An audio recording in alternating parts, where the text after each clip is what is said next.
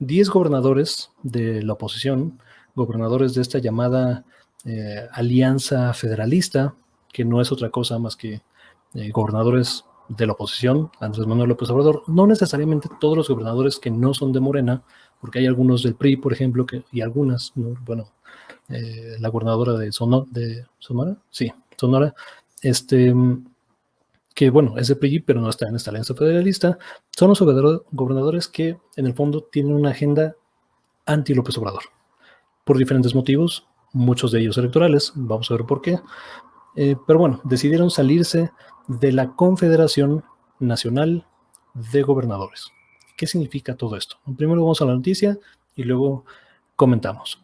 10 gobernadores de la oposición que integran la llamada Alianza Federalista anunciaron este lunes que dejarán la Conferencia Nacional de Gobernadores acusando que este mecanismo se ha convertido en una simulación y una herramienta poco eficaz como contrapeso o para lograr acuerdos entre estados y el gobierno federal. Este anuncio se hizo en Chihuahua, en una reunión en la que además el mandatario Javier Corral estuvieron el gobernador José Rosas Aspurio de Durango, de Jalisco Enrique Alfaro, de Michoacán Silvano Aureoles, Conejo, se llama Conejo, güey. ¿Quién se llama Conejo?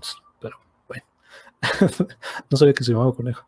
De Tamaulipas, Francisco Javier García Cabeza de Vaca, de Colima, José Ignacio Peralta Sánchez de Coahuila, Miguel Ángel Riquelme Solís de Nuevo León, Jaime Eliodoro, no tampoco sabía que se llamaba Eliodoro, cabrón. Eliodoro, ¿o sí sabía? Creo que sí sabía que se llamaba Eliodoro, pero bueno. Igual está chistoso, de Nuevo León y de Guanajuato, Diego Siure. O sea, digo, para sorpresa de nadie, ¿no? También el gobernador de Aguascalientes, Martín Orozco, se sumó a la decisión unánime de dejar la CONAGO. Digo, unánime entre estos 10 pelados, ¿no? No unánime a nivel nacional. Por lo que son una decena de mandatarios estatales quienes consideran que la CONAGO ya no cumple la función, ¿no?, para la que fue creada. Y esto es lo que dice, ¿no? Este es el tweet. A fin de construir un nuevo espacio de colaboración efectiva, diálogo y contrapeso entre las entidades y el poder, y los poderes del Estado. ¿Qué tengo que decir al respecto? Pues adelante. O sea, tampoco es como que o sea, que la gente, ¿no?, de a pie, ciudadanos, ciudadanas, están muy preocupados y preocupadas güey, ¿qué pasará con la Conferencia Nacional de Gobernadores, cabrón? ¿No? O sea, ojalá que tengan mucho diálogo para lograr un pacto fiscal mejor estructurado para que las cúpulas del poder de Nuevo León se balancen con o sea, esto no existe, pues, en la mente de las personas. O sea, esto no es una preocupación, ¿no?, fuerte que tengan, o sea, las personas, ¿no?, de sus estados. O sea, no me imagino a alguien en Aguascalientes, ¿no?, que por cierto tengo familia en Aguascalientes, en Michoacán, ¿no?, en Tamaulipas, en Coahuila, Chihuahua, o sea, preocupadísimos por lo que hará la CONAGO, ¿no?, la Confederación de Gobernadores. O sea, no, cabrón, o sea, la gente está preocupada por el COVID, por empleos, ¿no?, por la economía en general y por seguridad, güey. En orden jerárquico, ¿no? Después, obviamente, se preocupan, ¿no?, temas familiares, temas de las comunidades, o sea, cualquier otro tema, pero las grandes preocupaciones nacionales es la pandemia y la profunda crisis económica, cabrón. Entonces, en lugar de andar, ¿no?, de mitotero, ay, no, yo con mis cuates, porque ya los del salón ya no me caen bien, entonces vamos a formar nuestro grupito y vamos a ser más populares y vamos de aquí va a salir un presidente que, o sea, no, cabrón, déjate de tonterías, de cuestiones de pasillo, de pleitos, ¿no?, chiquititos ahí, ay, es que no me gusta cómo es el presidente y a mí me gustaría que me dieran más lana, porque en el fondo es eso, güey. O sea, vamos a aterrizarlo a la realidad material de por qué están haciendo este sainete, esta jugarreta de salirse de la Conferencia Nacional de Gobernadores y empezar a armar su propio grupito. No son dos motivaciones principales. La primera, y son medio transparentes en ese sentido, porque hacen eufemismos, ¿no? Como es necesario un nuevo pacto fiscal, ¿no?, un nuevo pacto federal. Por eso la alianza federalista, ¿no?, porque están buscando reestructurar la forma en que se reparte el gasto público de la federación hacia las entidades federativas. O sea, en el fondo, en otros países, por ejemplo en Estados Unidos, hay impuestos estatales y hay impuestos fuertes, ¿no?, estatales, que una persona residente Digo, es que también los marcos fiscales son distintos. Por ejemplo, el residente de San Francisco paga mucho más impuestos estatales que un residente quizá en Delaware, ¿no? Por ejemplo, que es casi un paraíso fiscal dentro del propio Estados Unidos, ¿no? Dentro de la propia Unión Americana. Entonces, la carga fiscal que imponen los estados es muy representativa, ¿no? Al final del año, de la proporción que pagan en total, ¿no? De impuestos las personas allá, los residentes. En México no. O sea, en México la enorme mayoría de impuestos los recauda la federación, ¿no? O sea, el SAT, pues, Hacienda. Eh, Digo, los recauda, digamos, una sola entidad. Hay impuestos chiquitos, ¿no? Que recaudan las entidades federativas, pero en el fondo son marginales, ¿no? O sea, esta proporción se la mandan también a la federación. Entonces, de los impuestos grandotes que recauda la federación y de los impuestos pequeños que recaudan las entidades federativas, se lo pasan todo a la federación, que arma una bolsota, ¿no? Y lo reparte al inicio del ejercicio fiscal, ¿no? A las entidades federativas a través de una fórmula, ¿no? Y esta fórmula es lo importante y es lo que quieren modificar esta alianza federalista, estos 10 entidades federativas. ¿Por qué quieren modificarla? No, quizá porque quieren recibir menos y darle más, por ejemplo, a Tabasco, a Chiapas, ¿no? a los estados más empobrecidos, ¿no? A Oaxaca. Por supuesto que no, güey. Al revés, güey. O sea, hoy en día, por ejemplo, una proporción de esa fórmula, que a mí me parece bastante razonable, es, bastante razonable y que puede generar vicios, o sea, hay que decirlo.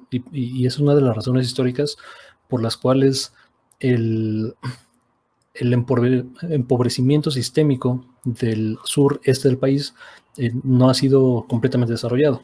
Uno de los componentes de esa fórmula es la proporción, digo, uno es el número de población, no, pero otro es la proporción de personas en estado, en condiciones de pobreza en tu entidad. O sea, ¿qué tanto porcentaje de personas de escasos recursos tienes en tu comunidad? Entonces, bajo esta fórmula, ¿no? Proporcionalmente se le da más dinero al sur, ¿no? Al sureste, que al norte, ¿no? Porque tienen menor cantidad de proporción, ¿no? De gente en condiciones de pobreza. Pero, ¿qué sucede con esto? ¿No? O sea, el Estado recibe más dinero. La lógica de recibir más de este dinero sería entonces transmitirle, ¿no? O transferirle buena parte de esos recursos a la sociedad en términos de programas sociales, de servicios, de infraestructura, ¿no? Hospitales, o sea, todo esto. Esa es la lógica que pasa en la realidad, que con gobiernos corruptos, que en México, ¿no? Gobiernos estatales casi no se da el tema de corrupción, pues los desvían.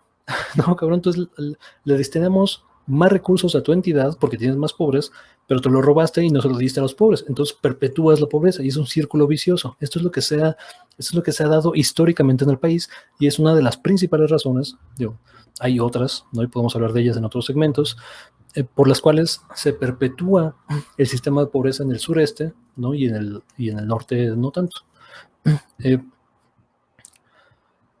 Entonces, esto es lo que quieren modificar. Esa es la primera razón. No, la segunda razón es principalmente electoral, ¿no? Electorera.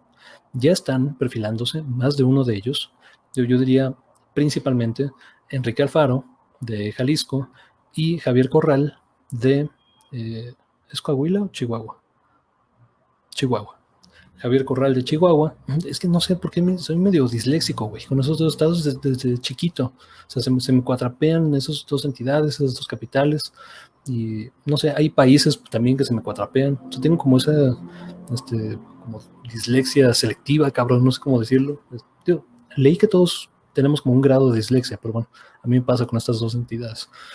Pero bueno, Javier Corral y Enrique Alfaro se están postulando para la presidencia no desde ahorita, o sea, llevan desde que tomaron posesión, pues, o sea, es su caminito, es su perfil, es lo que quieren lograr.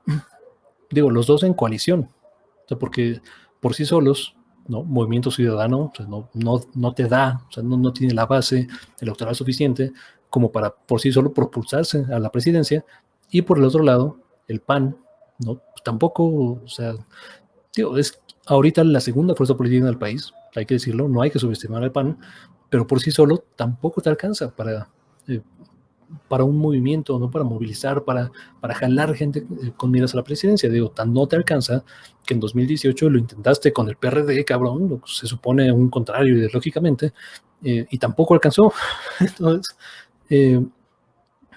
ambos están buscando esta coalición, ¿no? De PAN, Movimiento Ciudadano, lo que queda del PRD, a ver si lo que queda del PRI también quiere sumarse y propulsarse a la presidencia. ¿No? ¿Quién lo logrará de ellos dos? O algún tercero, ¿no? Cuarto candidato.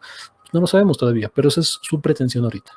Entonces, no distorsionamos la realidad, o no pensemos que es una cuestión de principios, o que están buscando. No, es beneficio personal y nada más lo que están buscando.